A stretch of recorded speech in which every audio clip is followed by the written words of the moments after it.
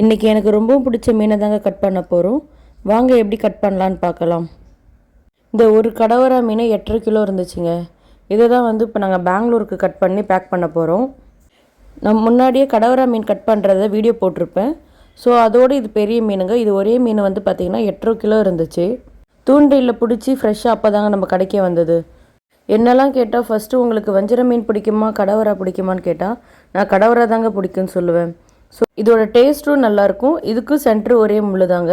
இதோட முள்ளுமே பார்த்திங்கன்னா நல்லா பஞ்சு போல் சாஃப்டாக தாங்க இருக்கும். இந்த மீன் ஃபிஷ் ஃபிங்கரும் பண்ணலாங்க. இதோட மீட்டும் நல்லா பஞ்சு போல் சாஃப்டாக இருக்குங்க. குழந்தைங்களுக்கு தாராளமாக கொடுக்கலாம். குழந்தைங்களுக்கு இந்த மீனை சிக்கன் 65 மாதிரி ஃப்ரை பண்ணியும் கொடுக்கலாங்க. கடவரா மீனை ஒன்ஸ் ட்ரை பண்ணுறவங்க நெக்ஸ்ட்டு கடவரா மீனை மட்டும்தாங்க வாங்கி சாப்பிடுவாங்க. இந்த மீனில் பார்த்திங்கன்னா முட்டை சொல்லக்கூடிய மீனோட செனை இருந்துச்சுங்க. இந்த செனையை பார்த்திங்கன்னா 200 கிராமுக்கு மேலே தாங்க இருந்துச்சு. இந்த 8.5 கிலோ மீனை ஒருத்தவங்களே தாங்க வாங்கியிருந்தாங்க. அவங்களுக்காக இந்த மீனில் இருந்த செனையுமே அவங்களுக்கே நாங்கள் பேக் பண்ணி கொடுத்துட்டோங்க. இந்த மீன் வஞ்சிர துண்டு மாதிரி கட் பண்ண முடியாது. ஸோ இதை டைமண்ட் ஷேப்பில் தாங்க கட் பண்ண முடியும். இந்த கட்டிங் மாஸ்டர் பார்த்திங்கன்னா நம்மளுக்கு எந்தெந்த ஷேப்பில் மீன் கேட்குறோமோ அந்தந்த ஷேப்பில் அழகாக கட் பண்ணி கொடுத்துருவாங்கங்க. நீங்களும் உங்கள் குழந்தைங்களுக்கு இந்த மாதிரி மீனுங்களாம் நிறைய வாங்கி கொடுங்க. இந்த மீனை தூண்டிலில் பிடிச்ச மீனுங்க.